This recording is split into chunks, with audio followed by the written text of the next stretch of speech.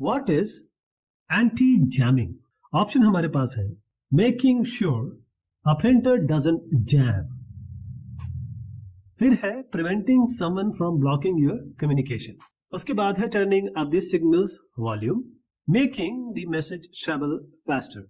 क्या लगता है आपको सही उत्तर क्या है? बिल्कुल सही, it's option B, preventing someone from blocking your communication. Anti jamming असल में है क्या?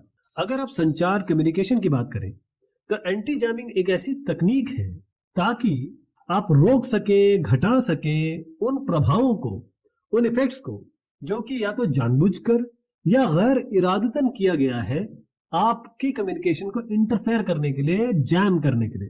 क्योंकि वायरलेस कम्युनिकेशन सिस्टम में ये बहुत बड़ी पॉसिबिलिटी हो सकती है।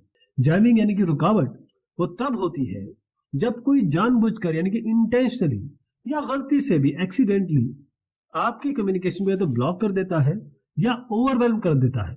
आप बड़ी मुश्किल से फिर जो रिसीवर है आपका वो समझ नहीं पाएगा कि भेजा गया संदेश क्या है, ट्रांसमिटेड मैसेज क्या है। अब इमेजिन करिए, कल्पना करिए कि एक आपातकालीन रेस्क्यू टीम है, आपातकालीन बचाव दल है और वो समायोजन कर रहा है, कोऑर्डिनेट कर रहा है उन कोशिशों को जो उसके बाद की कोई आपदा हो गई, कोई मुसीबत आ गई। अब उनके पास रेडियोज हैं, वो किस पे भरोसा करेंगे? रेडियोस पे करेंगे ताकि वो बातचीत कर सकें, वाइटल इंफॉर्मेशन, जरूरी इंफॉर्मेशन, जानकारियां, जैसे फंसे हुए लोग हैं, खतरा क्या है, जोखिम क्या है, हैजर्ड्स क्या है, और रिसोर्सेज, संसाधन उनके पास क्या है, उन्हें और क्या संसाधन चाहिए। तो प्रॉब्लम कहाँ है जैमिंग की? दो तरीके की हो सकती है। देखिए, जैमिंग डेलिबरेट हो सकती है, अनइंटेंशनल हो सकती है।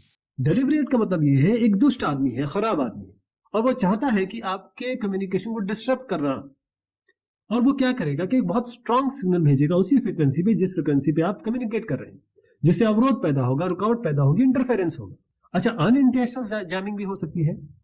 ऐसा हो सकता है कि बहुत सारे रेडियोज हो या फिर कोई न्यूज क्रू हो, खबर जो देते हैं, या कोई आम नागरिक हो, हमारे आपकी तरह सिविलियन हो, वो एक्सीडेंटली गैर इरादतन वो उसी फ्रीक्वेंसी पे बात करना शुरू कर दे जिसमें आप रेडियो चला रहे हैं, जिससे रेडियो फंस जाएगा, रेडियो रुक जाएगा या फिर आपकी कम्युनिकेशन फंस जाएगा।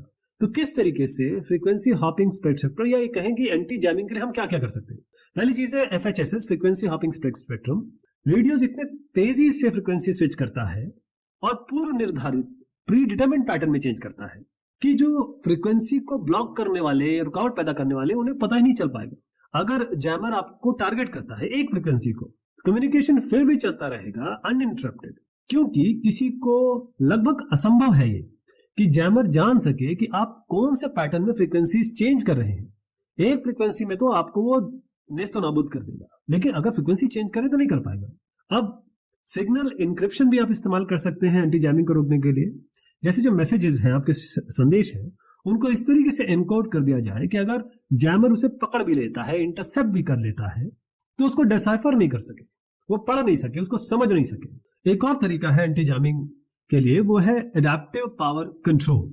इसमें यह होता है कि जो रेडियोज है या कम्युनिकेशन डिवाइसेस है, वो इस तरीके से एडजस्ट करते हैं अपने ट्रांसमिशन को या ट्रांसमिशन पावर को, ऊर्जा, शक्ति, पावर, ताकि वो अगर इंटरफेरेंस भी हो, रुकावट भी हो, तब भी वो प्रभावी बने रहे। इसके बावजूद कि इंटरफेरेंस हो रहा है, कि जो सिग्नल है वो पहुंच सके जिसको चाहिए, जिसको जो पाने वाला है, बगैर समाप्त हुए, बगैर खराब हुए, बगैर इंटरफेयर किए हुए।